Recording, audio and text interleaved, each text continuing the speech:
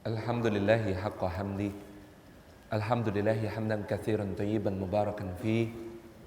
Nahmaduhu wa nasta'inuhu wa nastaghfiruhu wa nastahdihi wa natubu ilaih. Wa la na'budu illa iyyahu wa natawakkalu alaih. Allahumma fasalli wa sallim wa barik ala sayyidina Muhammad wa ala alihi wa ala ashabihi wa dhurriyyatihi wa man tabi'ahum bi ihsanin ila yaumin hadza wa ba'di. Assalamualaikum warahmatullahi wabarakatuh. Yang kami hormati Imam Masjid Nurul Iman beserta seluruh jajaran takmir Masjid Nurul Iman yang kesempatan sore hari ini berkenan menjadi tempat penyelenggaraan kegiatan bersama para pemuda. Semuanya insya Allah berjiwa muda, berapapun usianya, dalam mengisi ansyitah Ramadan kita semuanya menjelang akhir yang penuh dengan detik-detik berharga ini. Yang kami hormati, mobil khusus kakanda kami, Ketua Kahmi Kota Kupang yang berkenan memberikan sambutan dan arahan.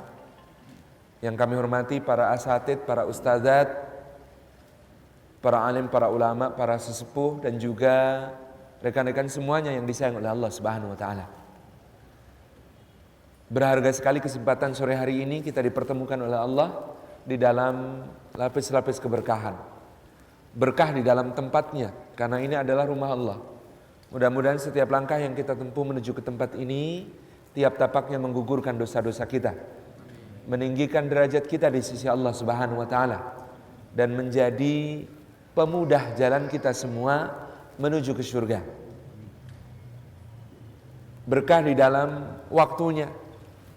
Di saat Bapak Ibu sekalian tadi melaksanakan salat yang dikhususkan penyebutannya oleh Allah, demikian menurut jumhur mufassirin, hafidhu ala salawati wa salatil wusta, agar kita memelihara salat asar ini sebagai satu pusaka di dalam hidup kita. Dan kita berada di waktu yang sangat indah ketika menjelang kebahagiaan bagi orang-orang yang berpuasa. Kebahagiaan dunia ketika berbuka. Sebelum nanti kebahagiaan hakiki di sisi Allah ketika Allah menyapa memberikan pahala. Dan di saat-saat ini adalah saatul mustajabat. Waktu di mana banyak doa-doa kita tidak tertolak di sisi Allah Subhanahu wa taala. Berkah di dalam duduknya, sebab kita semua mendengar sabda Nabi sallallahu alaihi wasallam, majtama'a qaumun fi baitin min buyutillah yatluna kitaballah wa yatadarasunahu bainahum illa ghasyiyatuhumur rahmah wa haffathumul malaikah wa nazalat alaihimus sakinah wa dzakarahumullahu fi man 'indah. Rawahu Muslim. Ayat sahih. Nabi SAW menyatakan tidak berhimpun satu kaum di satu rumah di antara rumah-rumah Allah. Di dalamnya mereka membaca kitab Allah, mengkaji makna-maknanya, mentadarusnya di antara mereka, melainkan keadaan mereka itu ghasyiyatuhumur rahmah. Rahmatnya Allah dicurah-curahkan kepada mereka. Rahmat Allah Azza wa Jalla menurut Ahlu Sunnah wal Jamaah ada 100 bagian. Yang satu bagian melekat pada sifatnya Ar-Rahman, Zat yang maha pengasih dan kasihnya tiada pilih-pilih.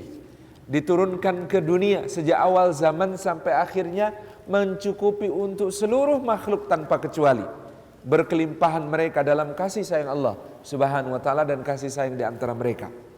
Yang 99 bagian melekat pada sifatnya Ar-Rahim, Zat yang maha penyayang dan sayangnya tiada batas berbilang.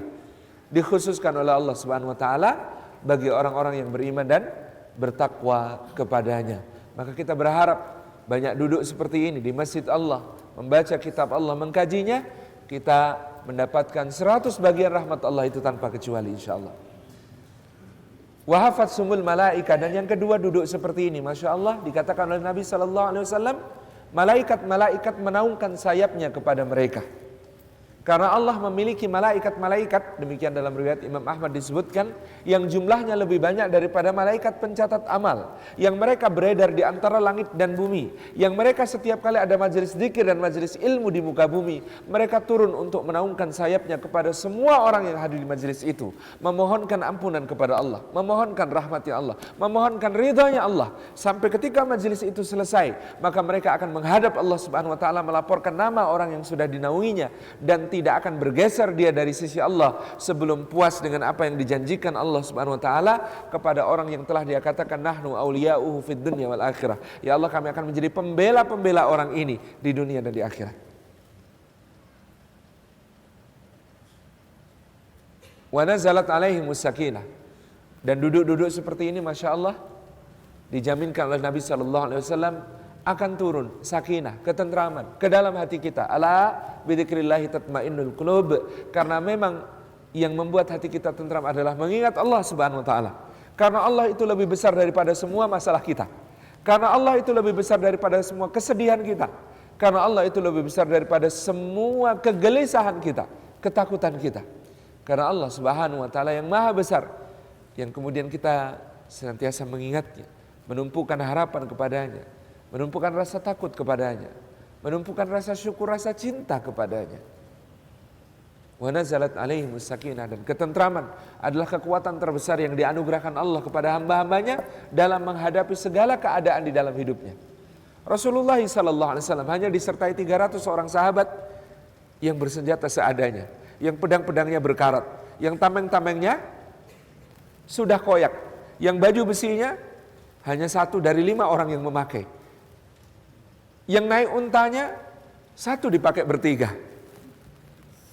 Yang tombak-tombaknya sudah banyak yang longgar, tidak kencang. Yang busur-busurnya banyak yang sudah tidak akurat bidikannya.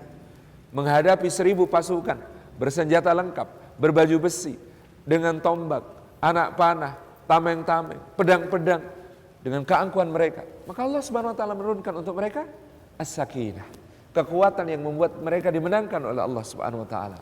Pada yaumul furqan, yaumul taqal jam'an, pada hari itu adalah hari al-furqan, hari di mana Al-Qur'anul Karim turun untuk pertama kalinya, sekaligus adalah hari pertemunya 2 pasukan di Badar, dengan peperangan yang jelas menunjukkan betapa agungnya kekuasaan Allah memberikan sakinah kepada orang-orang yang beriman. Dan yang keempat, wa dzakarahumullahu fi man indah. Dan Allah Subhanahu wa taala menyebut-nyebut nama kita semua dengan bangga pada makhluk-makhluk mulia yang ada di sisinya. Sehingga mudah-mudahan kita ini menjadi orang-orang yang lebih terkenal di langit daripada di bumi. Disebut-sebut oleh Allah di hadapan para malaikatul muqarrabin. Disebut di depan Jibril, Mikail, Israfil dan para malaikat yang mulia semuanya. Disebut-sebut di hadapan Adam, Idris, Nuh, Hud, Salih, Ibrahim, Lut, Ismail, Ishak, Yakub, Yusuf, Ayub, Syuaib, Musa, Harun, Dzulkifli, Daud, Sulaiman, Ilyas, Ilyasa, Yunus, Zakaria, Yahya, Isa, Muhammad alaihi wassalatu wassalam. Disebut-sebut di hadapan para siddiqin, di hadapan para syuhada, di hadapan para aulia, di hadapan para salihin, di seluruh penjuru langit. Maka betapa agungnya orang yang lebih terkenal di langit daripada di bumi. Meskipun ada orang-orang yang diuji Allah, dilebihkan ujiannya di dunia dengan kemasyhuran-kemasyhuran. Itu hanya ujian tambahan. Kesejatian dari keagungannya ketika itu adalah kemasyhurannya di langit di sisi Allah Subhanahu wa taala. Maka kadang-kadang kalau cinta sudah turun dari langit ke bumi, ada orang-orang yang cinta buminya baru tumbuh sesudah dia mati. Kadang-kadang kita ini tidak kenal seseorang, orang itu meninggal, lalu cerita tentang dia itu baru beredar kemudian. Cerita tentang dia itu baru kemudian tersebar setelah dia meninggal. Lalu orang-orang yang bahkan tidak kenal pun kemudian menjadi cinta kepadanya. Kita dapat ceritanya, belum pernah ketemu, mata kita berlelehan air mata ketika mendengar cerita tentang dia. Masya Allah. Meskipun ada juga orang yang sudah dicintai di dunia, tapi bertambah lagi cinta manusia ketika dia meninggal. Ali Zainal Abidin bin Husain bin Ali bin Abi Thalib, cicit Nabi SAW itu di Madinah, dikenal sebagai Zainul Abidin, sebagai penghias para hamba Allah Subhanahu wa taala, karena kedermawanannya, karena kebajikannya, karena ibadahnya, karena dia as-sajjad, orang yang banyak sujudnya, semua orang tahu tentang kebaikannya. Tetapi begitu dia meninggal, bertambah lagi cinta manusia kepadanya. Kenapa? Karena ketika dia meninggal, orang-orang Madinah itu biasanya menerima di depan rumah mereka Itu pada waktu-waktu tertentu, ada gandum, ada daging, ada berbagai macam kebutuhan mereka bagi para du'afa di Madinah. Selalu mereka dapatkan. Begitu Ali Zainal Abidin wafat, itu tidak ada lagi. Lalu bersaksilah seseorang yang memandikan jenazahnya. Oh ya, kemarin ketika memandikan jenazahnya, aku merasakan di punggungnya ada kapal-kapal. Mungkin itu yang dia selama ini lakukan, mengangkut untuk kita semua, mengantarkan ke pintu-pintu kita makanan untuk kita. Kemudian diperiksalah gudangnya, ternyata betul. Di situ ada simpanan di mana telah dia bagi-bagi ke dalam berbagai macam paket untuk diantarkan kepada para du'afa. Maka bertambahlah cinta manusia kepadanya. Tabaraka Rahman, Bapak Ibu yang dirahmati oleh Allah Subhanahu wa taala, kita berharap seperti Ibrahim alaihissalam berdoa, waj'alni lisana sidqin fil akhirin. Ya Allah, jadikan aku buah tutur yang baik untuk orang yang datang kemudian. Tidak penting sekarang kita ini seperti apa keadaannya, tetapi betapa pentingnya kelak di sisi Allah Subhanahu wa taala, betapa pentingnya apa yang didoakan orang setelah kematian kita tentang diri kita. Bapak Ibu yang dirahmati Allah, mudah-mudahan taklim seperti ini hidup di Kota Kupang, di Nusa Tenggara Timur, di negeri kita tercinta Indonesia, karena inilah sumbernya rahmat Allah.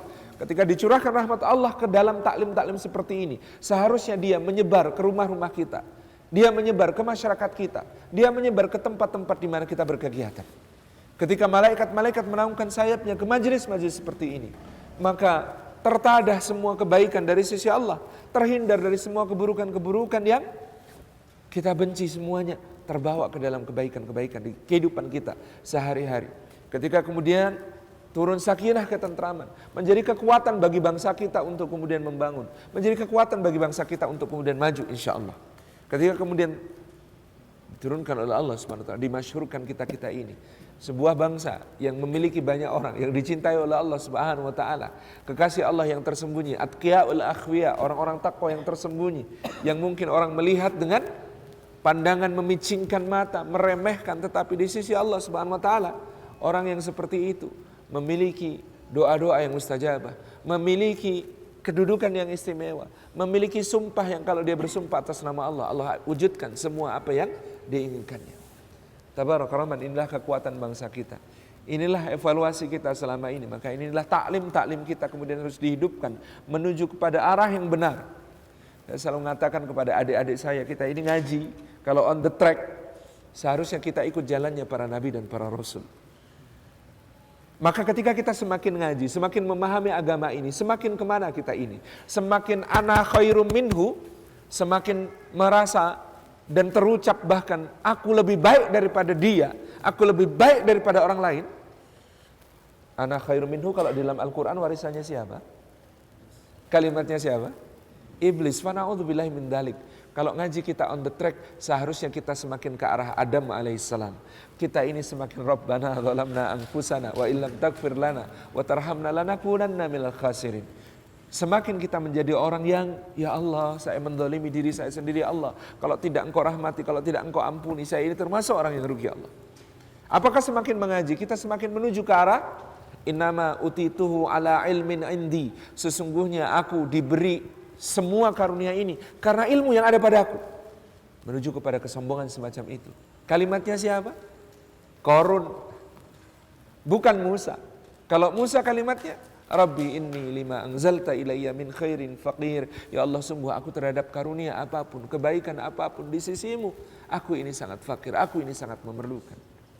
Bukan semakin membuat kita mengatakan Anal Azizul Karim, aku orang perkasa lagi mulia, yang merupakan kalimatnya Abu Jahal, sehingga nanti di akhirat dia dikatakan kepadanya, Dzuk innaka antal azizul hakim, rasakan siksa ini engkau wahai orang yang perkasa, orang yang mulia. Tidak, tetapi kita ini adalah seorang yang meneladani Muhammad sallallahu alaihi wasallam, yang mengatakan kepada Rabbnya azza wa jalla setelah dia berdakwah di Taif, disakiti, diusir sedemikian rupa, lalu dia mengatakan, Allahumma inni asku ilaika dha'fa quwwati wa qillata hilati. Ya Allah, aku adukan kepadamu lemahnya kekuatanku, sedikitnya daya upayaku. Seorang yang begitu tawaduk kepada Rabbnya azza wa jalla. Bapak Ibu yang dirahmati oleh Allah Subhanahu wa taala, kita sekarang insyaallah akan berbicara tentang para pemuda ini. Dan Al-Quranul Karim memberikan kepada kita satu pengarahan yang sangat indah tentang kepemudaan ini. Ada satu kisah yang Allah Subhanahu wa taala menyatakannya kepada Rasulullah Muhammad sallallahu alaihi wasallam. Nahnu naqussu 'alaika naba'ahum bil haqq. Wahai Muhammad, kami ceritakan kepadamu cerita mereka ini dengan kebenaran. Cerita ini, kata Allah Subhanahu wa taala, kami ceritakan kepadamu dengan sangat serius. Kami ceritakan kepadamu dengan kebenaran. Kami ceritakan kepadamu dengan penekanan yang sangat besar. Sehingga Rasulullah sallallahu alaihi wasallam pun mengamanahkan kepada umatnya untuk membaca kisah ini di setiap yaumul jumu'ah. Sehingga cerita ini menjadi, kata Nabi SAW, cahaya di antara dua Jumat. Seakan-akan Allah hendak memberi taujih kepada kita. Surah ini, Suratul Kahfi, adalah cahaya di setiap pekan yang harus kita baca untuk menjadi panduan kita di dalam berkehidupan. Dan panduan itu dimulai dengan kisah orang-orang muda. Nahnu naqussu 'alaika naba'ahum bil haqq. Kami ceritakan kepadamu, wahai Muhammad, cerita tentang para pemuda ini, cerita dengan cerita yang sangat serius, cerita kebenaran. Kenapa para pemuda ini ceritanya istimewa? Kita akan urutkan kalimat-kalimat berikutnya, indah sekali dari Allah Subhanahu wa taala. 1, innahum fityatun. Mereka itu diceritakan dengan istimewa karena mereka para pemuda. Karena mereka adalah para pemuda. Muda itu istimewa. Muda itu artinya masih hijau. Kalau masih hijau berarti masih produktif. Kalau masih hijau berarti dia menjadi sumber kehidupan sepenuh bumi ini. Zat yang paling produktif di bumi ini, yang menghasilkan energi untuk makhluk hidup, namanya klorofil. Warnanya hijau. Karena hijau itu masih tumbuh. Karena hijau itu masih muda. Karena hijau itu ada produktivitas yang sangat indah. Mereka muda. Masih ranu. Masih akan kemudian menghasilkan begitu banyak. Maka jangan cepat menjadi matang. Kalau matang itu sebentar lagi busuk. Jadilah muda, karena ini zaman di mana perubahannya cepat. Kata Kazuo Murakami, di zaman ini perubahan sangat cepat. Maka janganlah menjadi orang berpengalaman. Karena orang berpengalaman itu adalah orang yang suka menghadapi masalah baru dengan cara lama. Masalahnya sudah sangat berbeda dengan apa yang terjadi di masa yang lalu. Kompleksitas masalah pada zaman kita ini luar biasa. Begitu cepatnya berkembang suatu masalah dengan kerumitan-kerumitan yang sangat dahsyat, pendekatan-pendekatan baru, terobosan-terobosan selalu diperlukan, dan itu datang dari orang-orang muda. Dan itu datang dari orang-orang yang masih hijau, dan itu datang dari para pendobrak. Pada zaman di mana masalahnya pelik dan rumit, maka kekuatan ada pada para pemuda. Bapak Ibu yang dirahmati oleh Allah Subhanahu wa taala, ketika Soekarno membacakan pleidoinya yang terkenal, Indonesia menggugat di Bandung. Umur Soekarno saat itu adalah 30 tahun. Sebuah kekuatan yang sangat dahsyat. Karena muda. Tapi kita tahu, ketika kemudaan tergusur oleh usia, makin ke sini, tidak ada manusia yang sempurna. Bung Karno juga banyak khilafnya di akhir usianya. Ketika beliau menerima dengan bangga gelar presiden seumur hidup, paduka yang mulia, waliul amri ad-daruri bisyauka. Kalau sudah tua begitu, Pak. Tidak lagi tumbuh berkembang.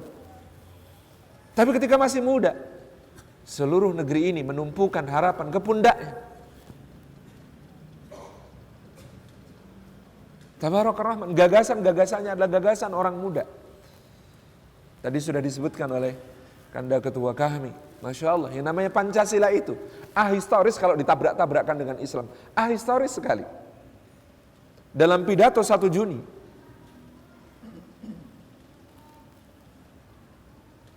Soekarno mengumumkan istilah Pancasila itu. Tapi sila-sila yang dikemukakan oleh Bung Karno pada saat itu bukanlah sila yang kita kenal sekarang. Siapa yang merumuskan sila-sila yang kita kenal sekarang sebagai Pancasila? Para ulama muda. Abdul Wahid Hashim juga baru 30-an umurnya. Ki Bagus Hatikusumo juga belum tua usianya, masih muda saat itu. Kasman Singodimedjo, salah seorang muridnya, masih juga berumur 20-an malah pada saat itu. Abikusno Cokrosuyoso, masih muda-muda semuanya. Ahmad Subarjo, Masya Allah, ini semuanya tokoh muda. Rumusan mereka tentang Pancasila inilah rumusan para ulama. Maka kalau kita kenal apa yang ada dalam sila pertama sampai kelima, lalu kita membaca Maqasidus Syariah Ad-Daruriyah yang dirumuskan oleh Imam Al-Ghazali dan kemudian disempurnakan oleh Imam Asy-Syatibi dalam kitab Al-Muwafaqat, kita ketemu benang merahnya. Pancasila itu ternyata Maqasidus Syariah. 1. Hifdzuddin, menjaga agama. Rumusannya ketuhanan dengan kewajiban menjalankan syariat Islam bagi pemeluknya awalnya sebelum berubah menjadi ketuhanan yang Maha Esa. Yang kedua, hifdzun nafs, menjaga jiwa manusia, maka menjadi kemanusiaan yang adil dan beradab. Yang ketiga, hifdzun nasal, menjaga kelangsungan, keturunan dengan yang pernikahan yang terjaga. Maksud syariat di situ. Dalam bahasa kita menjadi persatuan Indonesia. Kelangsungan ini kalau ada persatuan.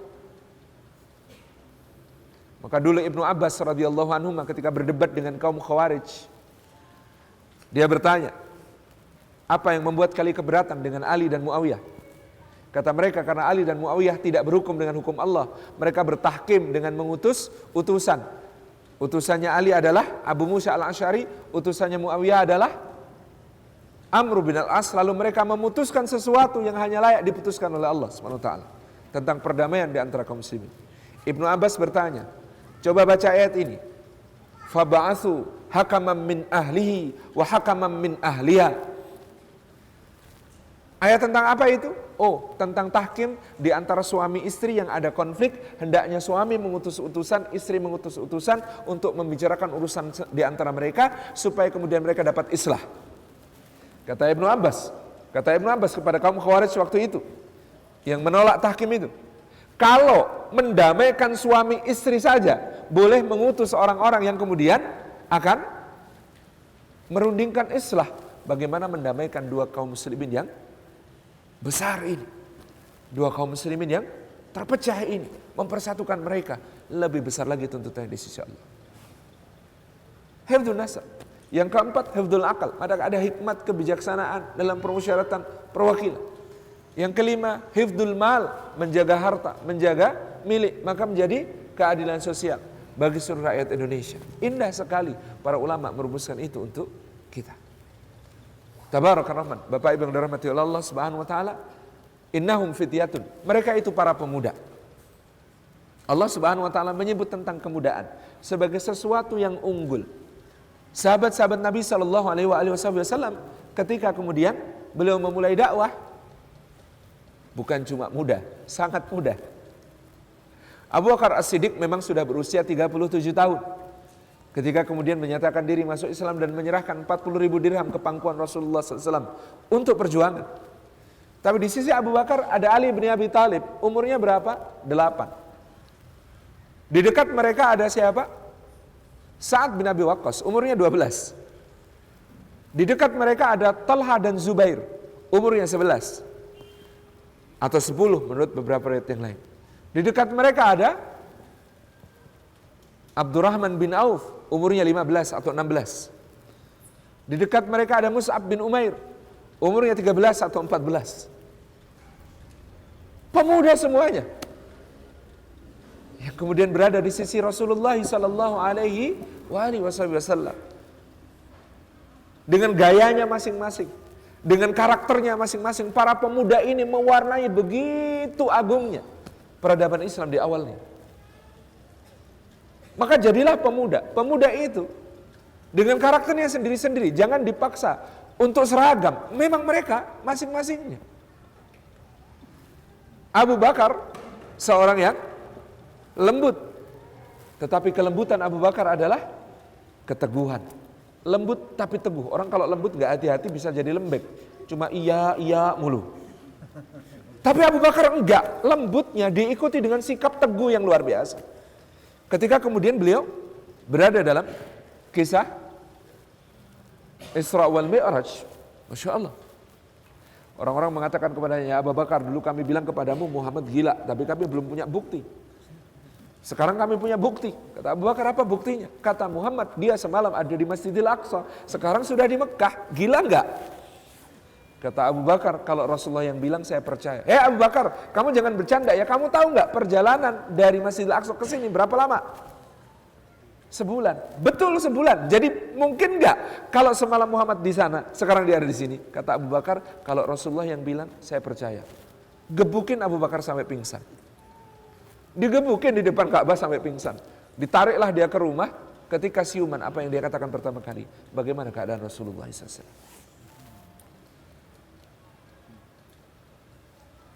Umar bin Khattab keras. Orang kalau keras, kalau nggak hati-hati, bisa jadi kejam. Tapi kerasnya Sayyidina Umar menjadi karena sibghatullah wa man ahsanu minallahi sibghah. Karena dinul Islam itu, Sayyidina Umar yang keras ini menjadi seorang yang begitu penyayang kepada umat Muhammad SAW. Mikul gandum sendiri kepada ibu yang masak, batu di dalam rebusan air itu, menolong wanita yang melahirkan bersama istrinya, melakukan ronda setiap malam, membawakan makanan untuk penduduk Madinah yang kelaparan. Masya Allah, penyayang sekali. Meskipun ketika dia masuk Islam, dia umumkan keislamannya di Ka'bah gitu ya. Aku sudah masuk Islam, kalian mau apa? Gebukin rame-rame. Dikeroyok oleh kira-kira waktu itu 30-40 orang. Ketika Umar sudah capek ngelawan, dia duduk, tetap digebukin. Sehingga ketika itu Umar berkata, tunggu saja jumlah kami 300, kita berhadapan di medan perang. Dan ini adalah salah satu bukti muhaddasnya Sayyidina Umar. Umar itu mendapatkan ilham dari Allah. Jadi ketika perang Badar jumlah kaum muslimin 300. Karena Umar pernah berkata, tunggu jumlah kami 300, kita berhadapan di medan perang. Sayyidina Umar bin Khattab. Dan yang namanya kemudahan ini membuka peluang bagi siapapun. Kalau di Kupang ini, mungkin teman-teman remaja masjid yang sudah solih-solih ketemu dengan orang lain, yang pemuda-pemuda yang lain yang belum dekat dengan masjid, yang belum dekat dengan agama. Jangan memandang remeh, jangan memandang enteng, jangan melihat mereka dengan pandangan menghinakan. Tidak, demi Allah. Sebejat-bejatnya mereka, adakah yang lebih bejat dari orang yang sudah berniat membunuh Rasulullah SAW? Itu Umar itu dapat hidayah ketika apa? Ketika Nawa itu membunuh Muhammad SAW. Aku berniat membunuh Muhammad SAW. Biang semua kekacauan di Mekah ini Muhammad. Akan kubunuh.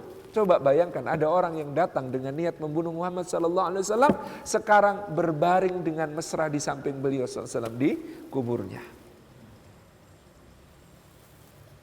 Dan sahabat ini sekali lagi. Sampai-sampai Rasulullah mengatakan iqtadu billadaini min ba'di. Ikuti dua orang sepeninggalku, Abu Bakar dan Umar. Saya itu sampai berkesimpulan, kita ini kalau meneladani Rasulullah SAW, itu rasanya berat sekali. Jauh awang-awang gitu. Kalau meneladani Rasulullah, lihat akhlaknya Rasulullah, lihat semua perilakunya Rasulullah, rasanya jauh sekali. Makanya yang kemudian diamalkan paling mudah itu hadis ini. Iqtadu billadaini min ba'di. Ikuti, ambil sebagai qudwah teladan dua orang sepeninggalku. Siapa? Abu Bakar dan Umar. Kita ini umat Muhammad, tipenya pasti dua macam garis besarnya. Kalau enggak tipe Abu Bakar, tipe Umar. Yang halus-halus gitu, tipe Abu Bakar. Banyak kan? Di antara umat Islam yang tipe Abu Bakar. Yang keras-keras juga ada. Tipenya siapa? Tipe Umar. Maka kata Nabi, iqtadu biladani min ba'di. Kalau kalian nggak bisa meladani Rasulullah menjadi uswatun hasanah, coba geser sedikit. Kamu meladani Abu Bakar saja gitu. Kamu meladani Umar saja gitu.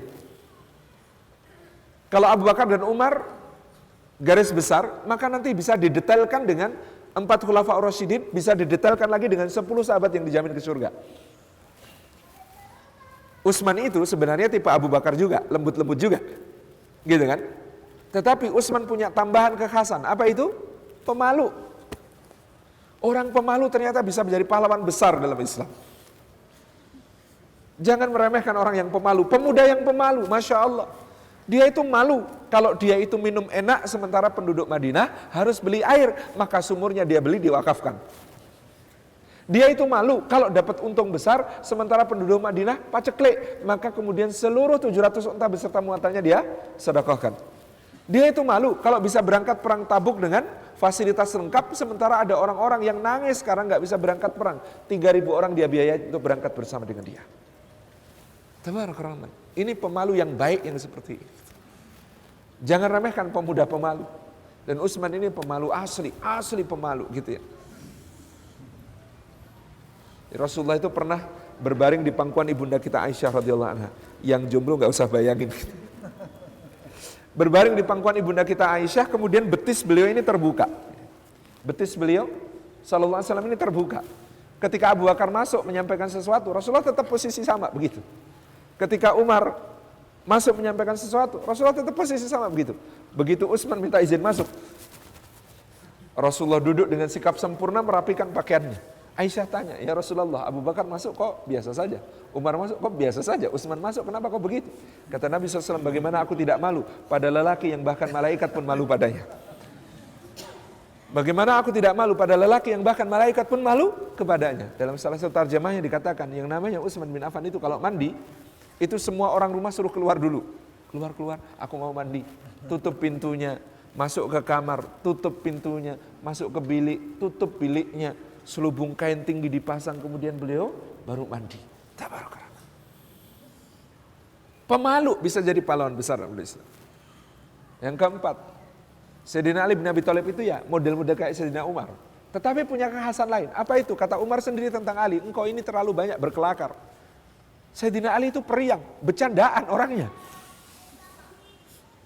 Maka yang suka guyon itu juga bisa jadi pahlawan besar dalam Islam. Sayyidina Ali itu makan kurma gitu ya, bijinya taruh depan Rasulullah SAW. Makan kurma lagi, taruh bijinya depan Rasulullah SAW. Di akhir beliau berkata, ya Rasulullah, engkau makan sebanyak itu ya. Mana biji di depan Rasulullah banyak gitu kan.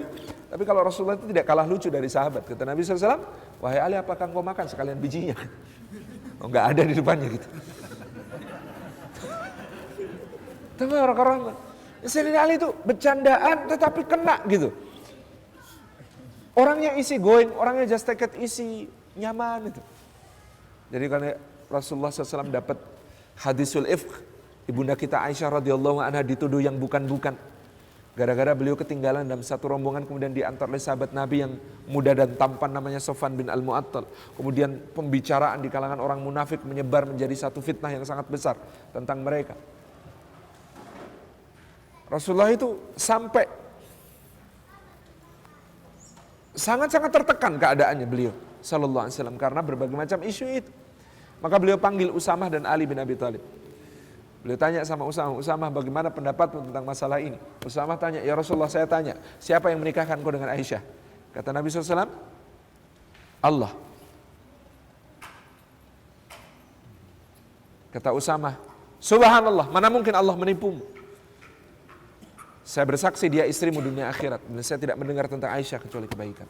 Kata Usamah begitu, menghibur Nabi dengan kalimat begitu. Tapi Ali bin Abi Thalib tuh lihat, wajahnya Rasulullah nggak berubah, berarti belum terhibur gitu. Maka ketika Ali yang ditanya apa jawab Sayyidina Ali bin Abi Thalib, kata beliau, ya Rasulullah, di dunia ini perempuan lah ya banyak. Nikahi yang ingin kau nikahi, ceraikan yang ingin kau ceraikan, bebas-bebas saja ya Rasulullah gitu. Karena cara berpikirnya adalah enteng ya Rasulullah, jangan terlalu dipikirkan, ini umat nunggu engkau mikirin masalah itu nggak selesai-selesai gitu. Ali begitu. Ketika jadi khalifah ada orang Khawarij yang jelas memang orang Khawarij ini pengacau gitu ya.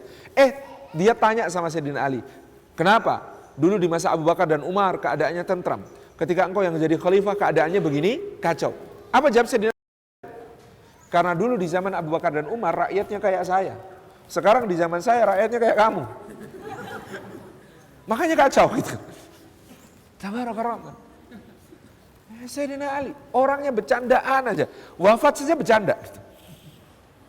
Jadi beliau di Masjid Kufah salat subuh, dihantam pakai pedang kena sini, darah mengalir sampai netes-netes dari janggutnya radhiyallahu anhu. Kemudian beliau tanya, ini darah siapa? Karena saking khusyuknya salat beliau ketika, ini darah siapa? Darah engkau ya Amirul Mukminin. Oh, siapa yang membunuhku? Ini orang yang sudah kami tangkap, namanya Abdurrahman bin Muljam. Wahai saudara, kata Ali bin Abi Thalib, kenapa engkau membunuhku? Kata Abdurrahman bin Muljam, aku beli pedangnya 1000 dirham, kuolesi dengan racun 1000 dirham. Lalu aku berdoa kepada Allah, mudah-mudahan manusia paling jelek terbunuh oleh pedang itu. Aku berdoa di multazam, mudah-mudahan orang paling jelek terbunuh oleh pedang itu. Kata Ali bin Abi Thalib sambil tersenyum apa? Oh, insya Allah doamu terkabul. Hei Hasan, nanti kalau aku mati, tolong orang ini dikisos pakai pedangnya sendiri, agar orang paling buruk di muka bumi terbunuh oleh pedang itu. Masih bercanda gitu ya. Ya Sayyidina Ali bin Abi Thalib, tabarakallah. Modelnya begitu. Pak, orang kalau bercandaan itu biasanya nggak serius dalam semua urusan. Tapi Sayyidina Ali kalau sudah soal ibadah dan jihad fisabilillah, nggak ada yang ngalahkan keseriusannya. Lafatan illa aliyah, sampai dikatakan nggak ada pemuda kecuali Ali kalau dalam soal dua ini. Maka yang bercandaan jangan ragu untuk menjadi orang yang hebat, insya Allah. Jadi ini sahabat ini lengkap sekali. Yang lembut ada, yang keras ada, yang pemalu ada, yang periang ada gitu ya. Atau ada di antara Anda bahkan pahlawan besar Islam itu salah satunya itu anak mama dan bad boy. Siapa namanya? Sa'ad bin Abi Waqqas. Sa'ad bin Abi Waqqas itu cerita, aku ini orang pertama yang menumpahkan darah di jalan Allah. Kenapa? Lagi sholat digangguin sama orang musyrik. Ketika ruku, itu ambil tulang rahang unta yang bertepatan ada di bawahnya, samplokkan ke wajahnya orang yang buang gitu. Itu padahal lagi itidal. Bad boy banget itu ya. Ditantangin semua pemuda, ayo siapa gangguin aku sholat lagi? Berdarah-darah kalau berani sama aku gitu. Bad boy, tapi anak mama diboikot sama ibunya mogok makan, nangis di depan ibunya. Bu, makan bu, kapan ibu mau makan? 3 hari 3 malam nungguin ibunya nggak bisa. Kemudian di hari yang ketiga ibunya tetap nggak mau makan. Dia kemudian mengatakan dengan mata berkaca-kaca, Bu, kalau ibu bermaksud dengan ini ibu mau membuat saya meninggalkan Muhammad SAW, demi Allah ibu tidak akan bisa melakukan itu. Bu, saya putra ibu, saya akan suapi ibu, saya akan buat ibu makan. Tapi jolong jangan begini caranya. Kalau ibu punya 100 nyawa, keluar satu persatu di hadapan saya hanya untuk memaksa saya keluar dari Islam, demi Allah itu tidak akan terjadi. Ibunya yang ngalah, ibunya akhirnya luluh, kemudian mau makan. Tabarakallah, bad boy tapi anak mama. Ada di antara kita model-model begitu, ada semua, masya Allah. Ada yang good boy, rajin belajar, patuh sama orang tua, baik hati, tidak sombong, gemar menabung, gemar sedekah. Namanya Abdurrahman bin Auf. Ada di antara sahabat Rasulullah itu yang apa namanya? Bukan orang yang hebat di dalam bertempur, tapi kalau soal nahan sakit, masya Allah. Namanya Talha bin Ubaidillah. Itu 70 luka kena di badan beliau radhiyallahu anhu di perang Uhud. Gara-gara apa? Ini badan dijadikan tameng untuk Rasulullah SAW. Itu kayak begitu, jarinya hilang 2, tempurung lutut hilang 1. Darah ngucur-ngucur gitu. Itu doanya apa sambil tersenyum? Rabbi khud bidami hadzal yaum hatta tarda. Ya Allah, ambil darahku hari ini sampai engkau ridho padaku. Itu Rasulullah mau diangkat, dinaikkan ke satu tempat, ada batu tinggi itu supaya terlindung dari serangan musuh.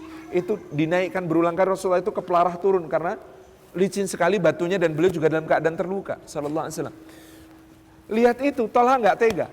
Itu badan sudah 70 luka, nggak rupa manusia lagi, sudah penuh luka begitu. Itu dia rebahkan badannya di bawah batu, kemudian dia mengatakan kepada Rasulullah, ya Rasulullah, naik atas ke batu, tumpuan pakai badan saya ya Rasulullah. Rasulullah nangis, kemudian mengatakan, aujabat Talha, Talha wajib masuk surga, Talha wajib masuk surga. Masuk surga kok wajib? Tabarakallah.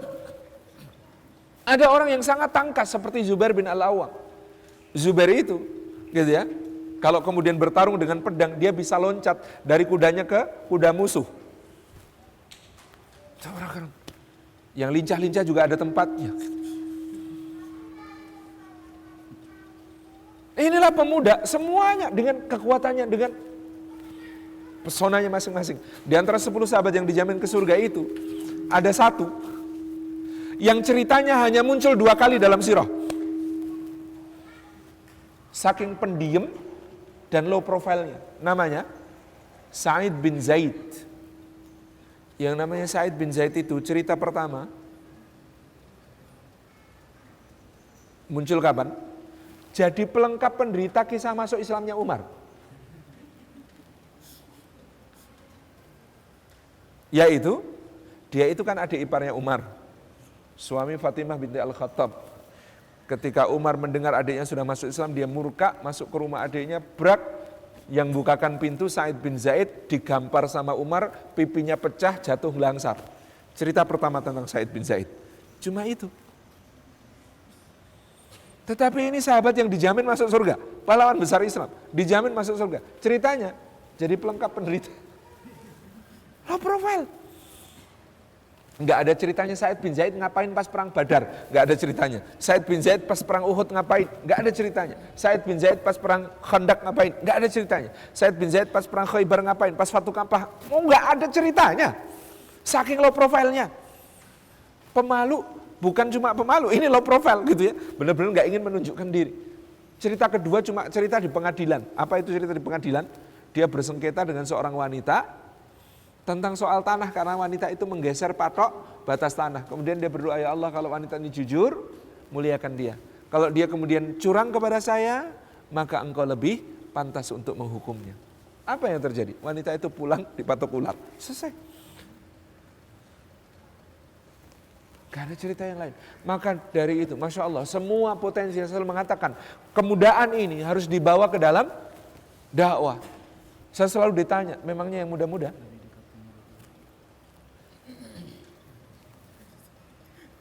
Saya ditanya oleh adik-adik, Ustaz, kita apa yang bisa kita lakukan buat dakwah? Dakwah itu kan para ustadz-ustadz itu. Saya bilang, ustadz itu hanya sebagian kecil dari dakwah. Yang namanya tabligh, yang namanya taklim, memberikan ilmu, menyampaikan ilmu, itu bagian kecil sekali dari dakwah.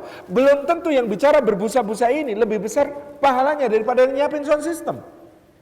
Belum tentu lebih besar pahalanya daripada yang nyiapin mejanya. Belum tentu yang lebih besar pahalanya daripada yang nyiapin sorbannya, ditaruh di sini, sorban siapa ini gitu. Ini bani sorban ya, bukan bani taplak. Tabarakallah. Belum tentu lebih besar pahalanya daripada yang bersihin lantainya. Belum tentu lebih besar pahalanya daripada yang bayar listriknya. Masya Allah, semua yang bisa kita hadirkan untuk dakwah, potensi yang ada pada kita, silakan dharma baktikan untuk dakwah. Dakwah ini memanggil semuanya. Hobi Anda untuk dakwah. Ada yang tanya, masa hobi untuk dakwah, Ustaz? Iya, hobi itu untuk dakwah. Loh, saya hobinya masa bisa untuk dakwah? Bisa. Yakin Ustaz? Yakin. Apa hobinya? Saya tanya. Saya hobinya kebut-kebutan pakai motor. Saya bilang cocok. Dakwah sangat membutuhkan orang yang pintar kebut-kebutan pakai motor. Buat apa Ustadz? Jadi si transportasi, jemput ustadz-ustadz yang sering telat ngisi kajian.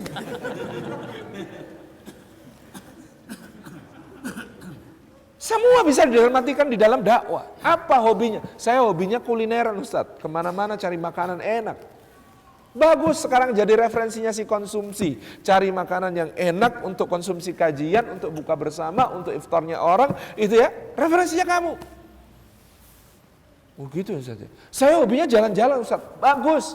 Nanti kalau ada tadabbur alam, ada rihlah, ada mukhayyam, ada acara-acara keluar, kamu yang bagian survei dan perizinan. Saya hobinya game online Ustaz. Bagus gitu ya. Kita bikin nanti di halaman masjid lomba game online tingkat Kota Kupang. Pasang komputer lain di situ gitu ya. Semuanya tersambung, kemudian kita bikin lomba gitu ya, lomba game online tingkat Kota Kupang, nanti dipilih salah satu gamenya apa gitu ya. Dulu kalau di Jogja anak-anak pakai Counter Strike zaman-zaman dulu gitu ya, itu kalau nembak harus teriak Bismillah. Nanti kalau kena kemudian Innalillah. Kalau mendaki nanti bilang Allahu Akbar. Kalau turun nanti menjadi bilang Subhanallah gitu ya. Nah, ini lomba game online apa lomba zikir gitu kan. Semua bisa. Yang suka desain grafis apalagi. Itu publikasi-publikasi kajian itu ya. Harus lebih indah Dan lebih menarik daripada publikasi konser, publikasi acara maksiat apalagi gitu. Masa acara maksiat publikasinya desainnya tuh cantik banget gitu ya. Acara pengajian desainnya fontnya nggak jelas gitu ya. Nabrak-nabrak gitu ya. Foto ustadznya. Misalnya gitu ya. Ini kan nggak bener. Yang membawa ke surga itu harus selalu lebih indah daripada yang membawa ke neraka gitu. Hobinya apa lagi? Fotografi. Motret-motret yang bagus gitu ya. Jadi masjid ini bisa ditampilkan gitu ya dengan berbagai macam angle-nya yang bagus-bagus gitu. Di Ramadan adakan lomba event fotografi dengan tema dakwah di Kota Kupang. Masya Allah. Jadi panitianya nyari juri gitu ya. Masya Allah. Hobi apapun, ini bagian dari dakwah gitu. Karena apa? Karena pemuda. Rasulullah SAW itu memanfaatkan semua keterampilannya para sahabat. Radio, ajma'i. Rasulullah tanya sama Zaid bin Thabit radhiyallahu anhu. Kamu kalau belajar bahasa Ibrani bisa berapa lama? Zaid bin Thabit, umurnya berapa ketika itu? 10 tahunan. Sahabat muda sekali. Siap ya Rasulullah, beri saya waktu 2 pekan. Gak sampai 2 pekan, sepekan sudah menghadap Rasulullah. Ya Rasulullah, saya sudah bisa bahasa Ibrani. Gimana ceritanya? Saya numpang di keluarga Yahudi, ngobrol sama mereka, bicara sama mereka, belajar kepada mereka. Sekarang sudah lancar. Nah, kamu duduk selalu di sisiku, kata Rasulullah SAW kepada Zaid bin Thabit. Untuk apa? Kalau ketika Rasulullah bertemu dengan para pemuka Yahudi, beliau tidak ingin ditipu oleh para pemuka Yahudi ini. Karena mereka sering berbicara sama mereka pakai bahasa Ibrani, sementara bicara dengan Rasulullah pakai bahasa Arab. Dengerin, ya Rasulullah itu. Makanya yang mengungkap tentang itu yang kemudian disebutkan dalam ayat, gitu. Ra'ina, perhatikan kami, tetapi aslinya tidak mengatakan, ya engkau Muhammad, orang yang hina. Hai Muhammad, engkau orang yang tolol, gitu. Itu yang mengungkap adalah Zaid bin Thabit radhiyallahu anhu. Tabarak rahmat. Hudzaifah ibn al-Yaman. Itu pintar nyusup-nyusup.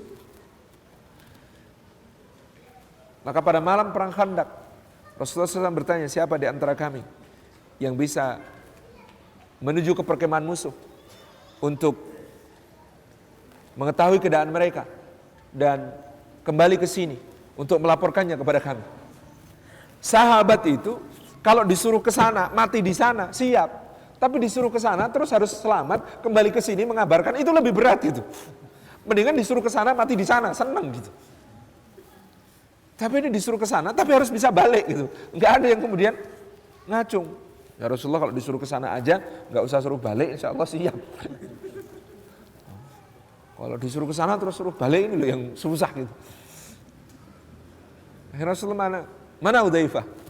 Sini ya Rasulullah. Berangkat, jalan Hudzaifah, mengendap-endap terus gitu. Ternyata ketika itu Abu Sufyan sedang mengumpulkan para pemuka Quraisy. Abu Sufyan pidato. Hendaklah setiap kalian mengetahui siapa yang ada di sampingnya. Begitu Abu Sufyan bilang begitu, Hudzaifah langsung tanya, "Kamu siapa? Kamu siapa?" Sebelum ditanya duluan. "Kamu siapa? Kamu siapa?" "Oh, aman kalau gitu kita teman semuanya," gitu kan. Hudzaifah cerita, ketika itu aku mendengarkan Abu Sufyan bicara, dia hanya 1 tombak di depanku. Kalau aku mau mencari muka di hadapan Rasulullah SAW, berjasa di depan kaum muslimin, jadi pahlawan di kalangan kaum muslimin, plus selesai Abu Sufyan, aku bisa pulang kepada Rasulullah, bawa pulang kepala Abu Sufyan. Tapi itu tidak ada dalam perintah, kata Hudzaifah. Perintahku hanyalah perhatikan keadaan mereka, lapor. Masya Allah, disiplinnya luar biasa. Ada yang pintar nyusup-nyusup gitu, kayak Hudzaifah. Masya Allah. Jadi inilah dakwah, mengundang semua potensinya para pemuda, mengundang potensinya semua orang muda ini. Innahum fityatun, mereka itu adalah para pemuda. Generasi Islam yang membawa awal ini adalah para pemuda. Masya Allah. Kadang-kadang untuk menjadi pemuda ini, untuk menjadi orang hebat gitu ya, itu perlu dipaksa. Ada juga yang perlu dididik secara intens. Muhammad Al-Fatih itu membebaskan Konstantinopel di usia 22 tahun. Karena apa? Sejak kecil sama gurunya Syekh Samsudin itu diajak naik ke atas ke pegunungan Bursa. Kemudian melihat ke kota Konstantinopel yang ada di seberang. Kemudian sama gurunya dikatakan itu jatahmu nak, itu jatahmu nak, itu jatahmu nak. Sejak kecil dibilangin begitu, itu jatahmu nak, jatahmu nak. Tapi ada yang kemudian untuk jadi pahlawan itu perlu dipaksa. Kita kalau baca biografinya Salahuddin Al-Ayyubi, Masya Allah. Waktu muda itu kayak apa? Waktu muda itu pemuda flamboyan, sukanya bersyair-syair, mengagumi bunga, jalan-jalan, naik kuda, itu ya, merawat kuda. Perang. Kata Salahuddin Al-Ayyubi, lihat darah muncrat itu, aku bisa nggak tidur sepekan. Waktu Salahuddin Al-Ayyubi muda itu dia mengatakan, aku lihat darah muncrat sekali itu bisa nggak tidur seminggu. Kepikiran. Apa yang kemudian terjadi? Sama pamannya, tarik bawa ke Mesir. Ayo ikut, ngapain? Perang. Enggak mau, perang, ayo ikut. Dipaksa, dibelenggu, diajak pamannya ke medan perang itu. Kemudian apa yang terjadi? Ini paman ini tahu cara, namanya Asaduddin Syirkuh pamannya ini. Ini tahu cara, ini anak ini harus diterjunkan ke medan perang betul. Akhirnya dia masukkan ke kerangkeng. Salahuddin muda ini dia dimasukkan ke kerangkeng, dibekali senjata lengkap di dalam kerangkeng itu. Tapi di kerangkeng gitu ya. Kemudian kerangkengnya dibawa ke tengah musuh. Brek, dijatuhkan, prajurit yang bawa lari. Jadi Salahuddinnya di tengah musuh gitu.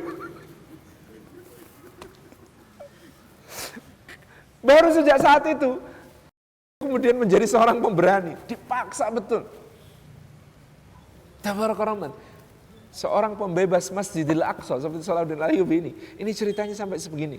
Dalam Hakada Dhaharu Jilu Salahuddin wa Hakada Adatul Quds, karya Dr. Majid Irsan Al-Kilani, sebuah disertasi di Universitas Al-Azhar diungkapkan ini. Ini kalau kita ceritakan masa muda Salahuddin Al-Ayyubi ini, dulu para ulama berdebat. Ini masa mudanya perlu diceritakan apa enggak ini? Malu-maluin gitu. Di biografinya Salahuddin Al-Ayyubi itu sampai diperdebatkan, ini masa mudanya perlu diceritain apa enggak ya, malu-maluin gitu.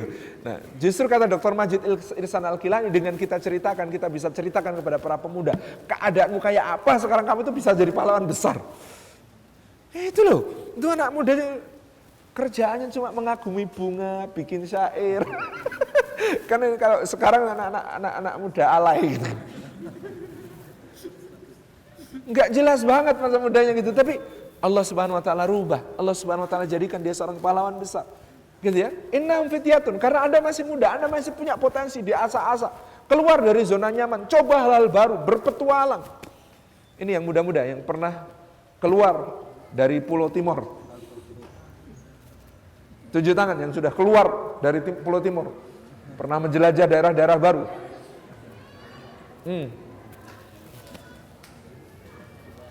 Canangkan sebelum umur 25 harus sudah punya paspor, sudah pernah ke luar negeri. Apa luar negeri kan deket ya. Oh, di sini luar negerinya deket, apalagi gitu. Berpetualang, cari daerah baru. Innahum fityatun, inilah para pemuda. Punya jiwa muda, mencoba hal baru, menginginkan hal baru, melihat hal baru, pengen melihat seluruh dunia. Saya keluar negeri pertama, rekan-rekan pemuda yang dirahmati Allah, itu tahun 2006. Berarti sekarang udah tua ya. Tahun 2006. Dulu itu saya tidak pede, saya itu belajar bahasa Inggris itu cuma di SMP dan SMA, nggak pernah kursus-kursusan, nggak pernah les-lesan. Bahasa Inggrisnya bahasa Inggris ajaran guru saya. Tapi begitu saya keluar negeri pertama, waktu itu ke Singapura, saya pede berbahasa Inggris. Kenapa? Karena saya dengar orang Singapura pakai Singlish. Don't play, while you're practicing this masilah. Don't play, artinya jangan main-main. Oke, kalau begitu saya pede dengan bahasa Inggris saya. Lalu ke Hong Kong, di Hong Kong lebih pede lagi saya berbahasa Inggris. Kenapa? Karena bahasa Inggrisnya orang Hong Kong itu, oh my sister, your bed is very nice, but the price make me cry. Kak, the price, if you don't cut the price is the same you cut my hair, gitu. Oke, berarti saya harus semakin pede dengan bahasa saya. Ayo keluar negeri, capek hal baru gitu ya. Masya Allah. Mas, Anda tahu tidak? Inggris sekarang Coba hitung 20-30 tahun lagi. Bahasa Inggris di dunia yang paling besar mungkin nanti bukan American English, bukan British English. Bahasa Inggris yang penuturnya terbesar di dunia nanti akan mungkin adalah yang berbunyi, "Hey brother, I want to tell you something. And this is very important." Bahasa Inggrisnya siapa? Teman-teman India, Pakistan, Bangladesh.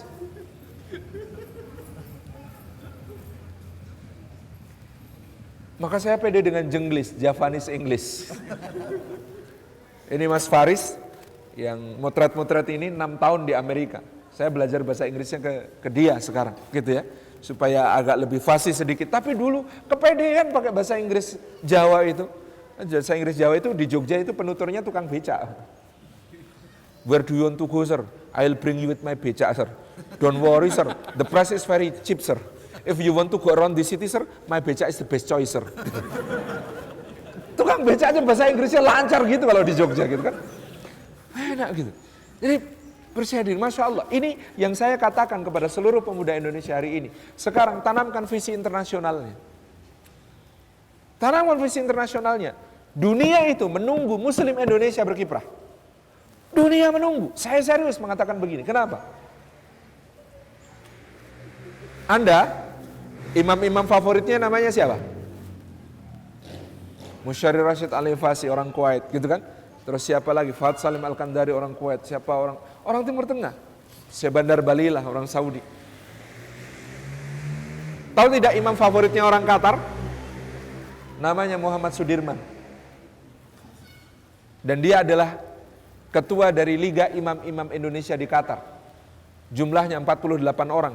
Masjid resmi di Qatar 48 jumlahnya itu. Imamnya orang Indonesia dan semuanya favoritnya orang Qatar. Kebanyakannya dari mana? Tetangga Anda, Bima dan Sumbawa. Mbak-mbak, fans beratnya bintang Korea siapa Anda? Song Joong Ki? Oh, matruk gitu kan. Di negerinya Song Joong Ki, favoritnya muslimin Korea Selatan, di Masjid Itaewon di Seoul namanya Muhammad Baihaqi, imam Indonesia di Masjid Agung Korea Selatan. Orang mana? Jombang.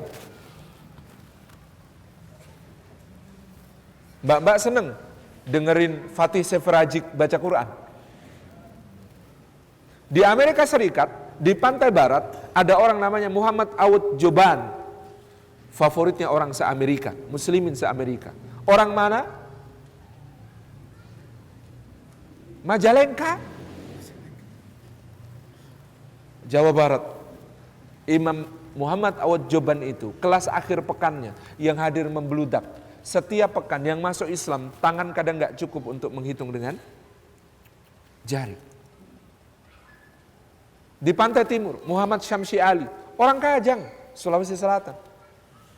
Kelas Islam for Beginnersnya di Jamaica Muslim Center selalu membludak di akhir pekan. Muslim Indonesia. Ditunggu dunia.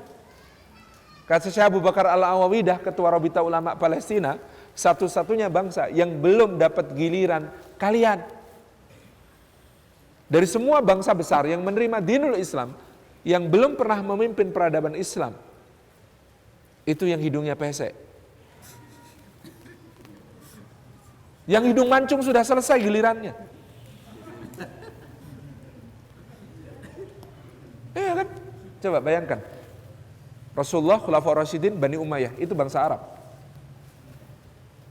Daulah Abbasiyah, itu Persia. Salahuddin Al-Ayyubi, itu Kurdi. Mamluk. Ruknuddin Baibars, Saifuddin Mudhaffar Qutus, Al-Mansur Saifuddin Qalawun. Itu orang-orang Asia Tengah.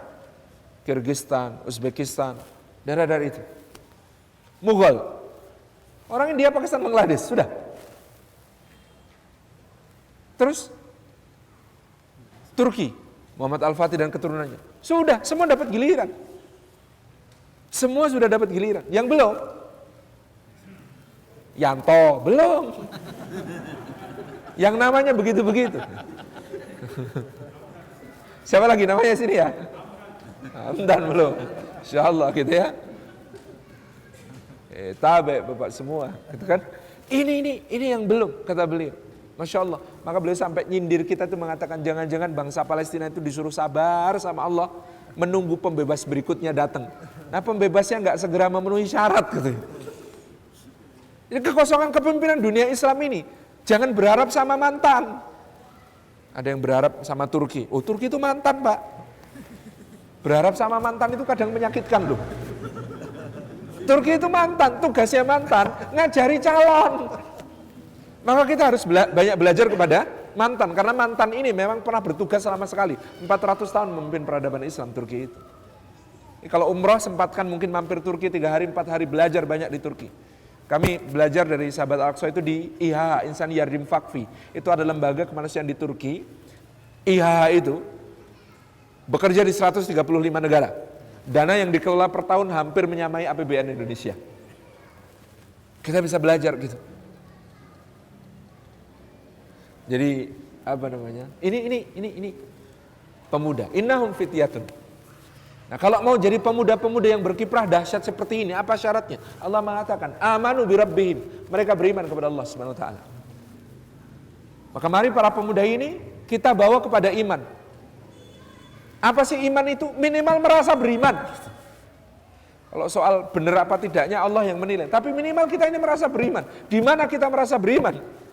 Kalau dipanggil ya ayyuhalladzina amanu merasa dipanggil apa enggak? Ikhwan akhwat ada yang tahu? Karena ini panggilan kepada kita ya. Kalau kita ini merasa beriman gitu kan. Kalau misalnya saya di Bandara El Tari, terus ada pengumuman kepada orang-orang Jogja. Saya kan pasti langsung bilang, sebentar ini ada pengumuman untuk saya ini. Ada orang yang ngajak bicara sama, sebentar Thomas, tak dengerin pengumuman dulu. Ini penting banget ini kayaknya buat saya ini. Bentar ya. Karena apa? Karena kepada orang-orang Jogja, saya merasa orang Jogja. Saya. Apakah kalau ada ya ayyuhalladzina amanu, kita juga merasa begitu? Bahwa orang-orang yang beriman, saya ya Allah. Apakah kita sudah merasa begitu? Nah, kuisnya adalah, pernah nggak ngitung dari awal sampai akhir Quran ada berapa kali ya ayyuhalladzina amanu disebut? Ayo, pernah ngitung nggak? Berapa jumlahnya? Ya ayyuhalladzina amanu dari awal sampai akhir Quran. Yang bisa jawab dapat hadiah. Serius saya. Ada? Mbak, berapa Mbak jumlahnya? Kalau ini buka Quran juga nggak bisa jawab tetap gitu. Kalau ayat apa, surat berapa gitu ya bisa. Ini, berapa kali ya ayyuhalladzina amanu dalam Quran? Ada yang bisa jawab? Silakan akhi. 92. Betul atau salah? Nggak tahu yang lain gitu. Betul, nanti hadiah minta ke saya ya. Insyaallah. 92, betul. Kenapa yang lain tidak pernah menghitung? Antum tahu dari mana? Ini ngintip ceramah sebelumnya ini.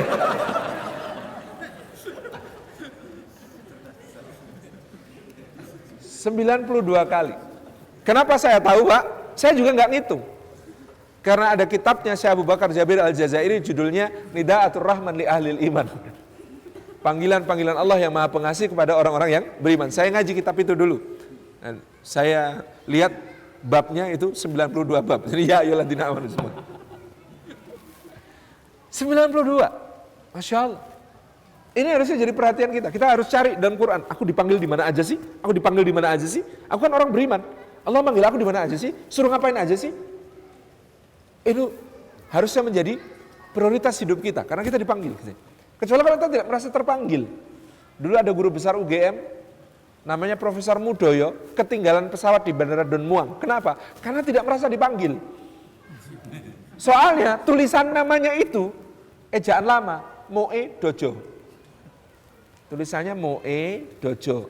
Bacanya Mudoyo. Mudoyo.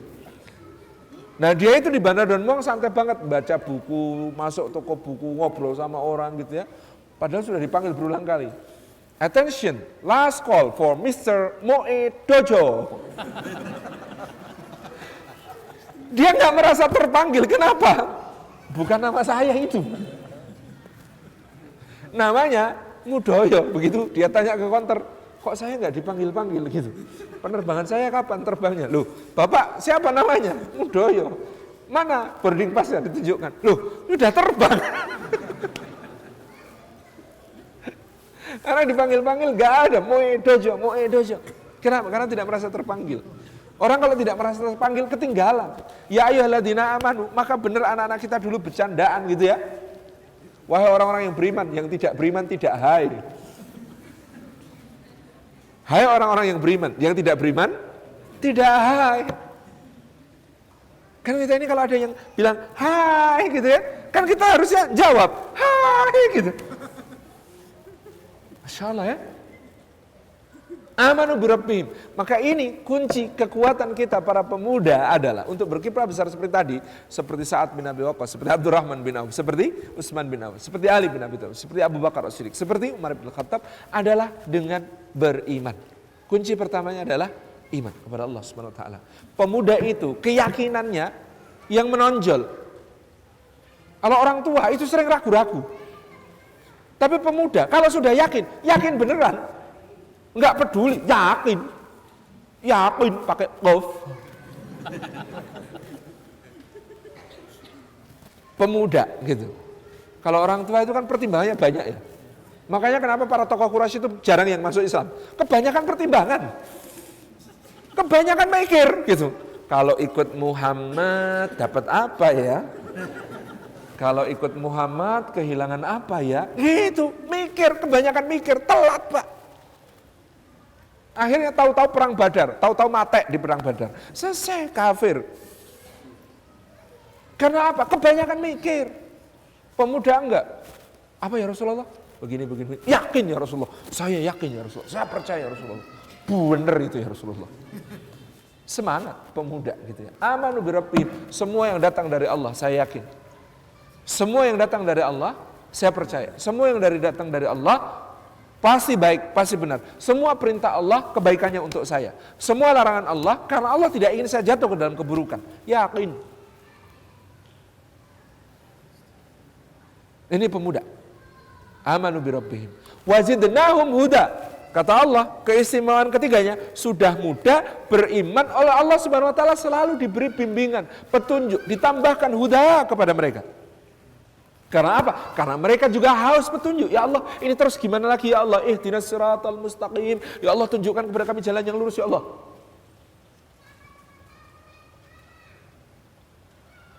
Mas, jalan yang lurus itu kayak apa? Lempeng. Ada yang mengira jalan lurus itu jalan mulus. Bebas hambatan, tidak ada onak duri, tidak ada tanjakan terjal, tidak ada turunan curam, tidak ada tikungan tajam. Semua keinginan terkabul, semua harapan terpenuhi, semua doa dijabah Allah. Betul begitu? Siratal mustaqim itu seperti apa? Ihdinas siratal mustaqim. Ya Allah, tunjukkan kepada kami jalan yang lurus. Ternyata sama Allah langsung dijelaskan kok. Jalan lurus itu apa toh? Jalan lurus itu adalah siratal ladzina an'amta alaihim. Jalannya orang-orang yang engkau anugerahkan nikmat kepada mereka, ghairil maghdubi alaihim waladdallin, bukan jalan orang yang kau murkai, bukan jalan orang yang sesat. Kita ini hidayah, mohon petunjuk ke jalan lurus. Sehari semalam itu 17 kali minimal dalam setiap rakaat salat kita. Minta ditunjukkan jalan lurus, tapi kita kadang tidak tahu apa yang dimaksud jalan lurus. Ternyata itu adalah jalannya orang-orang yang diberi nikmat. Jalannya Adam sampai Muhammad alaihi wassalatu wassalam dan orang-orang beserta mereka. Ghairil maghdubi alaihim waladdallin, bukan jalannya iblis, bukan Fir'aun, bukan Qarun, bukan Haman, bukan Bal'am, bukan Samiri, bukan Walid bin Mughirah, bukan Al-As bin Wa'il As-Sahmi, bukan Utbah bin Rabi'ah, bukan Umayyah bin Khalaf, bukan Nadhr bin Haris, bukan Uqbah bin Abi Mu'aid, bukan Ubay bin Khalaf, bukan Abdullah bin Ubay bin Salul, gitu ya. Bukan para ahli kitab Yahudi yang menyimpangkan kebenaran sehingga dimurkai Allah, bukan ahli kitab Nasrani yang kemudian mereka hidup dengan tanpa petunjuk sehingga tersesat. Bukan itu semua ya Allah. Jalan apa yang kau kendaki? Ketika Allah bertanya kepada kita, jalan yang lurus. Jalannya Rasulullah Muhammad SAW dan orang-orang yang beserta beliau Sallallahu Alaihi Wasallam. Maka ternyata jalan lurus itu tidak mulus. Buktinya dari Adam sampai Muhammad SAW. Coba cek mana yang jalannya mulus. Mungkin ada yang kemudian mengatakan, oh itu Sulaiman mulus. Iya ya, Sulaiman mulus ya.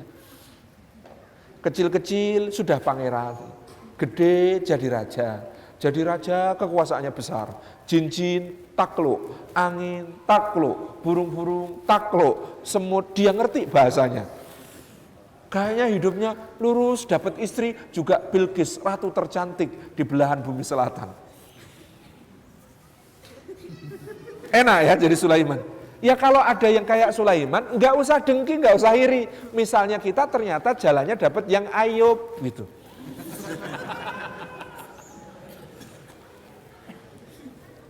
Hari ini bangkrut, ladangnya musnah, besok ternaknya mati, hari berikutnya anak-anaknya meninggal, hari berikutnya sakit, bersin keluar darah, gitu ya. Ketika badan gatal digaruk terkelupas sampai ke tulang. Subhanallah, sakit 7 tahun. 7 tahun sakit itu istrinya protes kemudian di tahun ke-7. Bang, abang itu sakit udah 7 tahun. Belum pernah dalam 7 tahun ini abang berdoa, ya Allah sembuhkan aku. Abang cuma bilang subhanallah, walhamdulillah, wala ilaha illallah, wallahu akbar. Gitu doang. Apa kata suaminya?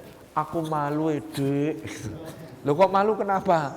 Aku pernah sehat 70 tahun. Lah ini sakitnya baru 7 tahun kok udah minta sembuh. Kan malu Dek.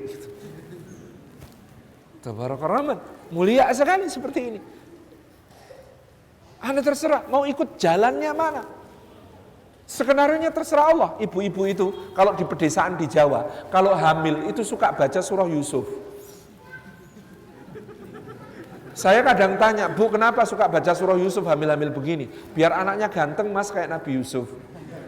Saya tanya Bu, ibu mau anaknya ibu kisah hidupnya kayak Nabi Yusuf? Kata dia langsung terbelalak. Astagfirullahaladzim. Jangan Ustaz. Ya hidupnya ya kayak Nabi Sulaiman aja. Loh ibu milih-milih. Itu satu paket Bu. Ganteng, gitu kan? Kita seneng gantengnya, padahal ganteng banyak resikonya. Hati-hati yang ganteng ya. Ada nggak ini?